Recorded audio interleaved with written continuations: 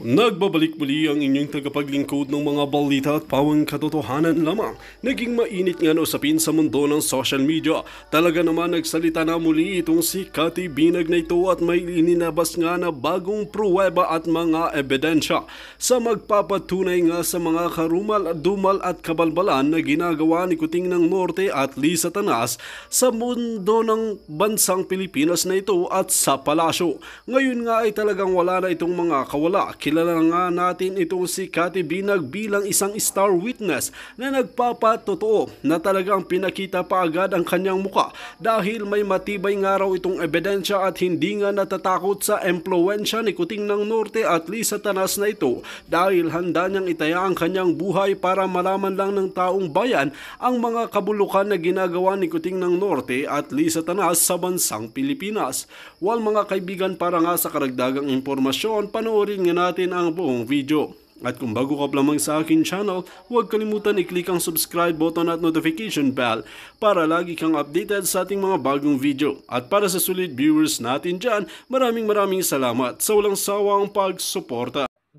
Nakakalungkot is kasi ang tawag dito na parang parang it's so easy for them to ignore certain individual, isang tao na porke kasi hindi sa kanila makakatulong or wala silang mapapala. I think that's the way they handle things. Parang okay, may gagawin kami sa'yo, tutulungan ka namin, pero dapat what you call this, muna, meron akong pakinabang. Ganun yung kanilang laro, sis. Hindi sila yung tipong what you call this, hindi sila yung tipong gagawin nila kasi totoo sa puso nila, like yung kung ano yung pinangako nilang tungkulin sa bayan. Yes, sis. Kasi, go ahead. Go ahead. Kasi sis Pilipino rin siya. Babae ba siya? Lalaki? Lalaki. Hindi ko nga alam eh. Kasi hindi ko talaga Sabi ko nga sis, di ba, lagi nilang sinasabi yung tagline na ang mga OFW ay talagang mga bagong bayani. So, syempre, tama ka na hindi naman pumunta ang mga OFW sa ibang bansa para gumurgur ng kanilang mga amo. They're there to have a better life, to have a better makakain ng maayos sa kanilang mga pamilya because wala tayong opportunity sa Pilipinas. And now, patawa-tawa pa si Bangag, di ba? Habang ini-interview siya, imagine mo, seryosong usapan, may biktima, may nagurgur. May namatay. Tapos nakuha pa niyang tumawa. So, eto yung sitwasyon ngayon ng gobyerno ninyo. At shout out to Attorney Glenn Chong. Actually, biglang nag-pop up sa akin yung kanyang ang kanyang post. Sabi niya, sis, I don't know if you heard about it. Sabi niya, Attorney Glenn, ipinasilip sa media ang renovated na Bahay Pangulo. Brainchild ni Butod ang resort-like environment nito. May living and dining area, study, lanay at gym. Sabi niya, saan kaya niya nilagay ang drug den? So bago mo sagutin yan, yes, napanood ko, may nag-send sa akin na talagang abang may mga kababayan tayo na nahihirapan, mga OFW na nabibitay, ang ating mga kababayan na hindi kayang bumili ng bigas dahil mataas na, hindi makabayad ng kuryente, ng tubig, kung ano-ano pa. Sila ay nagpapa-abongga dito sa pag-renovate ng Malacanang sa kanilang party, Bahay Pangulo, para nga naman makapag-party-party. Question, dahil sa comment ni Attorney Glenn, sa tingin mo may drug din doon sa I can only speculate. Sa tingin mo kaya may stash area doon? Of course, hindi mawawala yun. Area. Yeah. Hindi mawawala yun, for sure, number 1 priority pa yan. Di ba? para baka kailangan pag ginawa natin to, hindi tayo makikita. Hindi tayo mag-video. Hindi na tayo mabibideo. Di ba binabawal na nga lang yung video, pero syempre may mga PSD, di ba? May mga nagme-message sa akin. Isa yan sa mga expose ko na talagang nagrereklamo sila ng over-fatigue, overwork, dahil party there, party here. So nakikita niyo mga kababayan, it's okay, sabi ko nga, na i-renovate yung kumbulok na. Diba? Kumbulok na. Yeah. Ako naman nakarating ng Malacanang, ang gaganda pa rin ng mga structures doon . Ito nga yung brainchild ni Butod. Gusto niyang magpabongga kasi para daw pag-uwi ng kanyang asawa, galing sa trabaho, maliwalas daw. Ganun ang sabi maaliwalas daw yung Bahay Pangulo. Can you believe that? Ilang milyon kaya ang nagastos dito? Sino kaya ang pumikbak? 'Di ba? nag-kickback na naman kaya si Lisa Tanas? Definitely, lagi naman kumikickback yan eh. So, Correct. yeah, your thought about that pag-renovate ng bahay pangarap. Ang daming nabaha, nawala ng bahay, 'di ba? Yeah. Ang daming nawala ng bahay, ang daming mga taong nakatira sa kalsada, nagugutom, walang kinakain, naghihirap. Tapos as a first lady of the Philippines, pa-priority mo 'yan. Eh, pwede pa naman 'yan, maayos naman 'yan, di naman 'yan bulok. Sana yung perang ginamit mo diyan, kahit sabihin mo kung sana yung perang ginamit mo diyan, ginamit mo lang tumulong, 'di ba? Tumulong ka na lang sa ano mo, sa what do you call this, sa mamamayang Pilipino. Yun sa akin. Napaka-selfish. Ay, nawala. Teka sis, nawala. Hindi Yeah, ka no, marinig. ako ang nawala. No, no. Okay. Yes, nawala yung alindog ko. But yeah, Hindi, yung voice mo grabe. lang, yung voice lang, yung voice. Yung magandang audio, di ba, bongga. Oo, Yes, correct. kanina, sister, itong usapan namin palangga, wala naman kaming script kung ano lang yung mapagdaanan namin na nangyayari sa kasalukuyang mga panahon. Pinag-uusapan Mm-mm. natin dito dahil nga, since election season na, nabanggit mo nga kanina, na isulat ko dito, na natuwa ka, na-surprise ka, nung tumakbo si Pastor Kibuloy Mm-mm. sa Senado.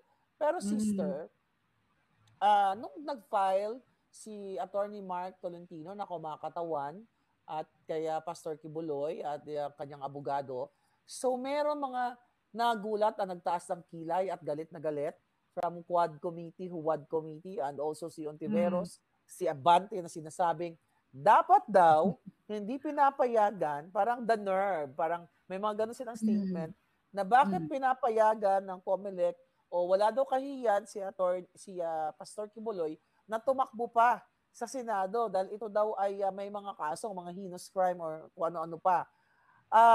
Grabe no, yung si Ontiveros.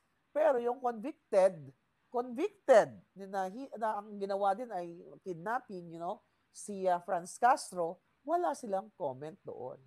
So, ano ang masasabi ng isang KTV? Selective nga. 'Di ba? Selective. Sabi ko nga sa'yo, yung mga yan, ang dason, ba't sila umupo dyan, very, very, personal. Hindi yan para sa bayan. Kasi, kung sinasabi lang para sa bayan sila, bakit yun nga? Convicted nga yung kasama nila, tinotolerate nila. Tapos yan si Abante, pastor siya, di ba? Pero hindi siya mukhang pastor. Di ba? Mukha siyang nang papastor, charot. Hindi, pero alam mo yung Yeah, mukha siyang bastos eh. Di ba? that's Hindi nga. true. Mukha May siyang, nakita padila, ko yung mga post. may Kadiri. padila-dila pa. Yeah, I Oo, know. parang mukha siyang Parang ano, manyakis. par, parang siya yung parang siya Oo. yung isa inaakusahan niya, parang siya yun. But Oo. my question is, do you think Mm. Pastor Kibuloy is qualified being a senator? Oo naman. Oo naman. Number one, may takot sa Diyos.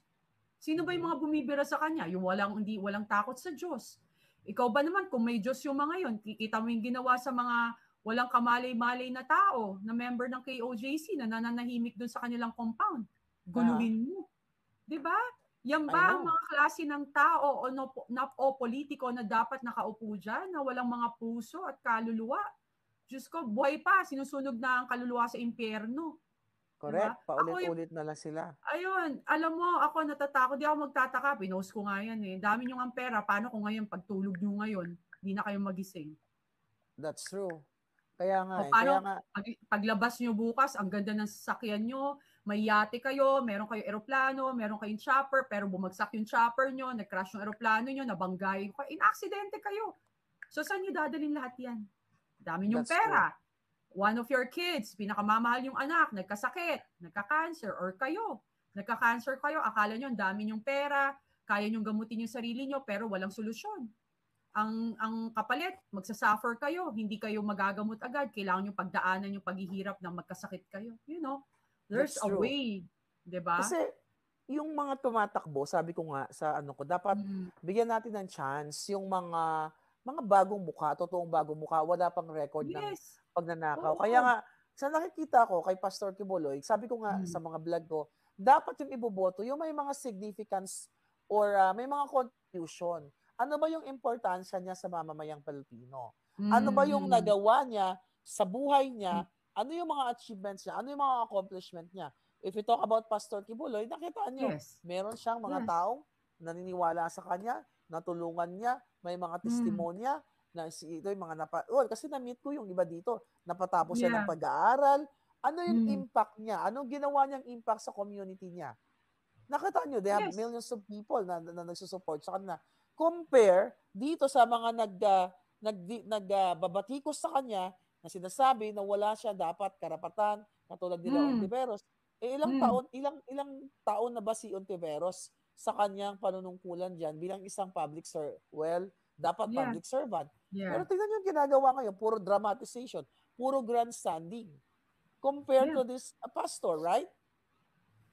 Totoo, sis. Kasi, alam mo, anong nagawa ba nila? Ano na nabigay nila sa community nila? Ano bang napatunayan nila? Si Pastor, tingnan mo naman, may Kingdom of Jesus. May mga pinapatira dun sa kanyang community. May mga pinag-aaral, may mga tinutulungan. Yung mga makasalanan na gusto magbalik loob sa Panginoon, inaayos niya, tinutulungan niya. So, anong mali? Diba? Parang kayo, anong ginawa nyo? Compare sa kanya. Ang yabang nyo. Ikaw, Hontiveros, ano nga? Sige nga, compare mo nga kung anong ginawa mo. Ano nga, Franz Castro, ano nga? Diba, ikaw, sino yan? Yung manyakis na, mukhang manyakis na congressman. Mukha lang. Mukha ba? Mukha lang. Hindi, mukha. Mukha. Pero kasi yung niya, yung demeanor niya, padila-dila. Hindi gawain ng yun. Pastor ba yun? Hindi gawain ng pastor yun. Sis, mukhang, sorry ha, parang kasi kita naman sa nakahubad, dumidila. Saan yung pinadala? May pinadalan siya niyan. May pinadalan nga siya. Dapat yan ang imbestigahan sa Senado. Baka mamaya, meron na siyang in-exploit na bata. Di ba? Hindi natin alam. Kasi, dapat yung mga nagtatrabaho dyan. Yeah, I don't know kung naalala mo yung sino ba yun, nagdila-dila din si Zim Paredes, 'di ba? May lumabas din sorry sis, I don't know. Baka sorry for my word, nahuli na naglolo. Sorry. So anyway, nahuli, hindi natin alam. Sana pinadala ni Abante yung dila niya, yung nakahubad siya. Kasi walang matinong tao na magpipicture at ipopost sa social media. I'm not sure kung pinost niya ba sa kanyang Instagram yon or may nakakuha. Let's say, for example, kung pinost niya yon, mali pa rin yon. Let's say, may kumuha, may nag-spread, mali pa rin yon. So, ibig sabihin, may nakaalam na gumagawa siya umaakto siya ng mga bagay na nakakadiri. Di ba? Saan niya sinend yun? Sa boylet ba? Sa girllet ba? So, kadiri yung atong mga... At saka may nakita akong photo siya, nakahiga pa siya, tapos nag-selfie siya, nakaganon. Di ba? Parang, oh my God. Saan mo yung dinadala? Parang, di ba? Parang, jowa mo ba? Asawa mo ba? Oo. Di ba? Hindi ko alam kung sinong, jowa niya. Actually, wala akong alam sa person. Hindi pa natin na imbestigahan yan. Pero sabi nga natin, ayun, may mga nagko-comment. Yung mga palangga, basahin natin yung mga comment. So, ano yung particular na impact ng mga ito sa komunidad kung bakit kailangan piliin sila ng mamamayan? Hindi, tsaka bago sila mag-comment, anong ginawa nyo compare? Compare nyo muna yung na-achieve ni Pastor Kibuloy bago kayo magsalita dyan. Diba? Kasi yung pinag-uusapan nyo, binibira nyo siya sa ngayon yung present Let's talk about yung history. Let's go by history. Diba? Diba? Kasi kailangan ganun Ganun sabi dapat. Sabi ni Ontiveros, ito pala isang statement niya. Okay, Apollo Kibuloy, magkaroon naman kayo ng konting hiya. Sabi niya, karapatan na ng bawat isa sa atin tumakbo para maglingkod sa bayan. Pero nagtitiwala akong may sapat na kaalaman tayong mga Pilipino para gamitin natin ang ating karapatang pumili ng ating mga leader para hindi iboto si Kibuloy. Sabi niya, let us not elect lawbreakers as lawmakers. So question ko nga ito nga babalikan na naman natin. Kita mo selective at one-sided talaga. Pero yung mga kakampi niya na makakaliwang grupo katulad ni Franz Castro, convicted. Si Kibuloy, kaya nila kinulong dyan dahil hindi umattend doon sa Senate na yon at doon sa mga inakusa sa kanya na willing siyang harapin sa korte. Pero tandaan ninyo, kaya nakulong si Kibuloy, hindi dahil convicted siya. dahil kinontempt siya ng mga gunggong sa Senado. So yun. Kaya yun sis, ang ano ngayon, ang kanilang ginagawa ngayon talagang panggigipit sa mga tao na gusto nilang gipitin. Ang kapal lang na mukha. Yun ang Yeah. sasabihin ko. Ang Parang, kapal. yun nga, again and again, anong nagawa mo compare kay Pastor Kibuloy? Anong history mo na nagawa mo na itulong mo sa kapwa mo Pilipino compare sa nagawa ni Pastor Kibuloy for how many decades? Ilang taon na That's yung true. kay OJC, di ba? Kung, sige, let's go, again and again, let's go by history. Anong legacy ang nagawa mo compared Yes. to all those members of KOJC? Anong nagawa mo? Ano ang accomplishment ni Diba? ni Ontiveros? Diba? Di sumama sa mga rally, 'di ba? Yan opposition, pero ngayon hindi na siya opposition. Dahil nun nga yung kanyang kapatid at ang kanyang brother-in-law ay inappoint ni Bangag Jr. Pero Yun naman sister, pala. yeah, Yun ganun naman yun. pala, 'di ba? Diba? So tumahimik ka, 'di ba? I know. Bago ka mamintas diyan, manahimik ka diyan, Hontiveros, At kasi kung maganda yung wala kang go right. ahead. Sorry, wala kang Wala right siyang karapatang mamintas. Well, she has all the right na manawagan siya or what. Again, the decision ay nasa taong bayan pa rin. Kung sino ba iboboto nila, actually si Pastor Kibuloy nilabanan niya ang mga makakaliwang grupo katulad ng mga kaalyado ni Risa Ontiveros. Kaya ganito Correct. ang galit nila, sis. Kaya ganito Yes. ang galit ni Ontiveros at nila Franz Castro, yung convicted na yan, at iba pa, nila Sator Ocampo, dahil nilabanan, nung panahon ni Duterte, nilabanan ng SMNI, ng Pastor Kibuloy, yung mga yan. Kaya ganito na lang yung galit nila para, gumaganti sila, which is, yung layunin ng gobyerno ni Duterte noon para mailayo ang mga bata, yung mga estudyante, na ma-recruit ng mga makakaliwang grupo. So kaya, no wonder, ganun talaga sis yung kanilang atake kay Pastor. Di ba? Exactly. And alam mo, ang nakakalungkot na nakakatawa is supposedly they are pro people, di ba? Yan yung ano nila. Yan yung kanilang, what do you call this? Okay Ang lang yan kanilang, sis, pag tinatanggal ko yung sarili ko, okay lang yan. okay lang. May ginagawa ako. Sige, go ahead. I know. No, I mean like, kapag ang nakakatawa at inisa nila, Ayan, nung tinanggal ko yung sarili ko, ginurgur na naman si Cathy.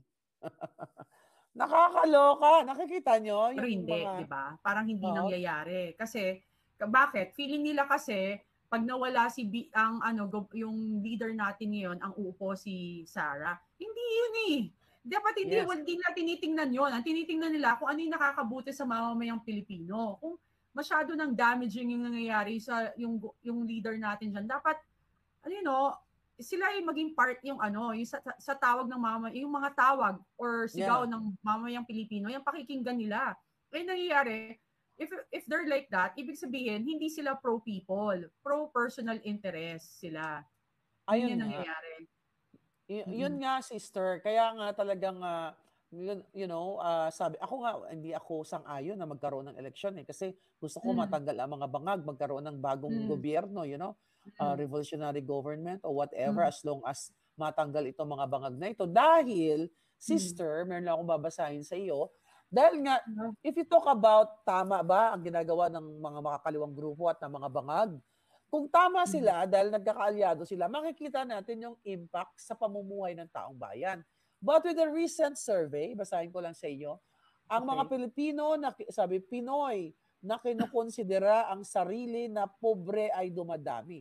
So maraming mga Pilipino na sinasabi nila ay nasa under sila ng category ng mga mahihirap. Mas maraming Pinoy ang nirate ang kanilang mga sarili bilang mahihirap based on the third quarter ng 2024 sa survey na ginawa ng SWS mula September 14 hanggang 23.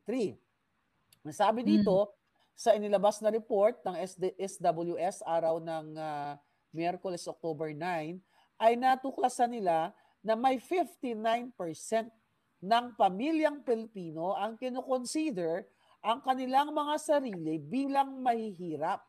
So meron daw 30% ang kinikilala bilang nasa borderline lang sila at yung iba naman ay nasa pagitan, which is 28%. So, imagine niyo ay mga kababayan, so 59%, ilan yan? So like 16.3 million family according to the survey. What is your thought about that, sister?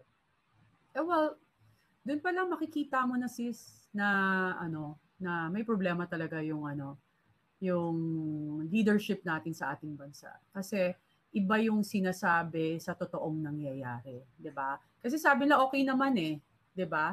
Sabi nila okay daw na nag-i-improve daw. Nag-i-improve daw tayo. Pero sabi nga nila, maganda diba? na yung buhay ng Pilipino.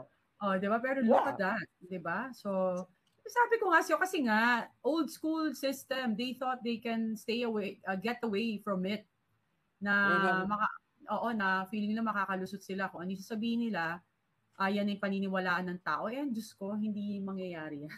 Sabi nga ni Scene the 58 Fool, understatement pa nga yung 59%, poorest of the poor, I couldn't agree more. Tama ka palangga. Kaya nga, di ba? Kaya nga sis, nung nagbigay ng statement, yung dati mong kaibigan, dati mong client, na si Manny Pacquiao, na number 1 daw tayo sa ekonomiya, talagang tumambling ako ng bonggang-bongga. Number 1, and now here's the survey. Sabi nga ni Palangga, ni Scene, understatement pa yan. 59%. Maybe we can invite Manny Pacquiao, kung paano niya maipapaliwanag, kung paano tayo naging number 1 in the world in terms of economy. Ay, nako. Grabe. Manny, ano ba? Ano nangyari sa'yo? Grabe naman, di ba? Naging born again Christian ka. And you pray for it, whatever you say before you came up, bago ka lumabas sa TV. Alam ko naman na pro people ka, para sa may hirap ka, pero ano nangyayari? Parang ano ba? What's happening ba dito? Di ba? Parang nung nakilala kita, iba yung pagkakakilala ko sa'yo. So hopefully, hindi ka nagbago. Yeah, grabe sis, alam mo nakakalungkot. Kasi yung mga nangyayari ngayon sa Pilipinas, katulad niya, mga politiko, katulad ni Manny na, he's been in the Congress and Senate. Pero ganun pa rin ang takbo ng buhay ng mga Pilipino. Tulad nitong mga balita ngayon, estudyanteng delivery rider, tinadtad ng mga ganun, yung crime tumataas. Ayon dito sa mga current news, talagang ayon dito pinagbabaril ang isang college student na pauwi sa kanyang bahay mula sa kanyang part-time na trabaho bilang delivery rider. So imagine mo sis, nagsusumikap itong ating mga kababayan katulad nito. Bigla na lang ginugurgur ng ganun-ganun na lang. Ito yung nangyari sa Pasig.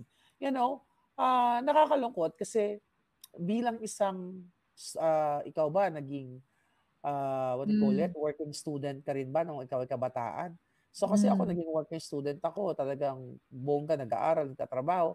So katulad nito, yung mga kababayan natin, na dahil sa sobrang taas ng crime sa Pilipinas, at sobrang talamak ang pulburon at yung, sinisinghot, lahat ng klaseng sinisinghot, usok, sinisipsip, whatever, nagkakaroon ng pangit o negative impact sa pamumuhay ng ating mga kababayan. Kasi pag bangag ka, kung sino yung dumaan na pagtripan mo, pwede mo nang ganun-ganunin na lang. Di ba? Oo. Iba ngayon yung krimen. Parang normal. Parang lahat na lang ginagawa. Parang nasabik gumawa ng pangit ang mga criminal right now. Parang pwede na, wala naman pakialam yung gobyerno.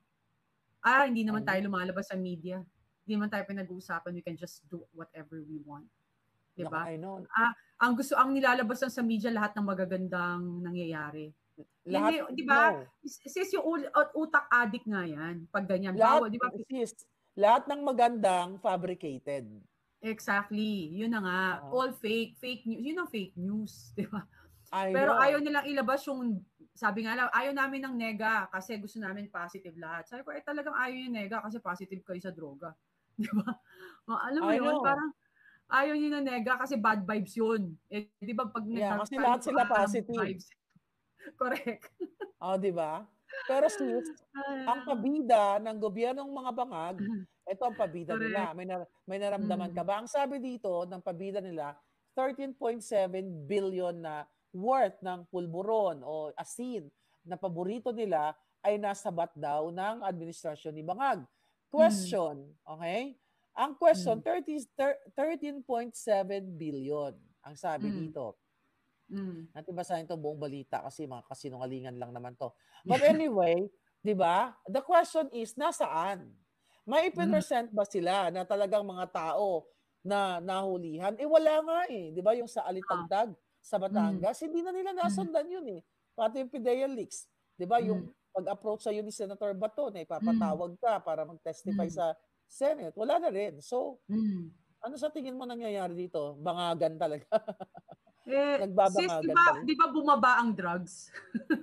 Bumaba ang Bumaba presyo presyo. ng drugs. So, ibig sabihin maraming Abot supply. kamay. Yeah. Maraming supply. Maraming So, supply. definitely, baka pinamigay na nila yan or Baka binenta yung, nila ng baka mura. yung mga nahuli na yan, nasa bat, nasa market, nasa kalsada na. Exactly, 'di ba? Kasi